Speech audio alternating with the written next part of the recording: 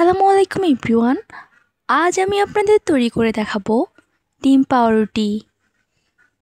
প্রথমে আমি এখানে ৫-৬টি পাউরুটি নিয়েছি। নেক্সটে ২টি ডিম ভেঙে নিয়েছি। তো ডিমগুলোকে কাঁটা চামচের সাহায্যে ফাটিয়ে নিচ্ছি।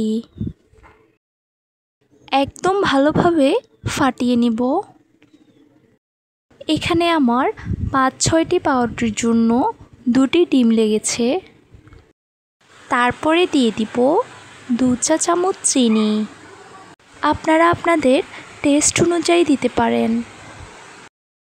পরে দিয়েছি স্বাদমতো লবণ।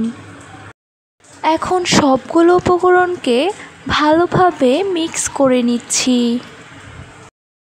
নেক্সটে চুলার উপরে একটি পাইপ্যান বসিয়ে তার উপরে তেল ব্রাশ করে নিয়েছি। এখন পাউরুটি ডিমের মধ্যে চুবিয়ে পাইপ্যানে দিয়ে দিচ্ছি। দেখতেই পাচ্ছেন আমি প্রথমে পাউরুটিটিকে হাতে নিয়ে ডিমের মধ্যে ভালোভাবে হাত দিয়ে মেখে নিচ্ছি। তো এখন পাইপ্যানে দিয়ে দিচ্ছি। আমি চুলার আঁচটিকে একদম মিডিয়াম হিটে রেখেছি। তো এখন পাউরুটি দুটিকে একে একে উল্টিয়ে নিচ্ছি। আমি পাউরুটি দুটিকে একদম হালকা পোড়া পোড়াভাবে করতেছি। আপনারা চাইলে নাও করতে পারেন, তবে পোড়া পোড়াভাবে করলে কিন্তু খেতে ভারী মজার। তাই আমি পাউরুটিগুলোকে সামান্য পোড়া পোড়াভাবে করে নিব। তো আমার কাছে এই ডিম পাউরুটিগুলো খেতে কিন্তু অনেক মজা লাগে। তো আপনারা চাইলে এই ডিম পাউরুটিগুলো কিন্তু একবার হলেও বাসায় ট্রাই করতে পারেন।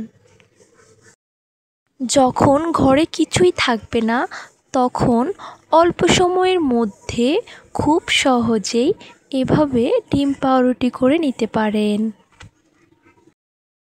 তো আমার ডিম পাউরুটিগুলো হয়ে আসলে আমি একে একে নামিয়ে নিব। তো নেক্সটে আবারও পাউরুটিগুলোকে ডিমের মধ্যে চুবিয়ে একে একে সবগুলো পাউরুটিকে আমি ভালোভাবে ভেজে নিব। খেয়াল রাখতে হবে চুলার আঁচটি একদম হাই হিটে রাখা যাবে না, কারণ হাই হিটে রাখলে ডিম পাউরুটিগুলো খেতে ভালো লাগবে না। তাই আমি আগে থেকেই চুলার আঁচটি মিডিয়াম হিটে রেখেছিলাম। তো আমার সবগুলো পাউরুটি ভেজে নেওয়া হয়ে গেছে। ফাইনালি আমি সবগুলো ডিম পাউরুটি তৈরি করে ফেলেছি। আমার এই রেসিপিটি আপনাদের ভালো লাগলে সবাই বাসায় একবার হলেও ট্রাই করে দেখবেন।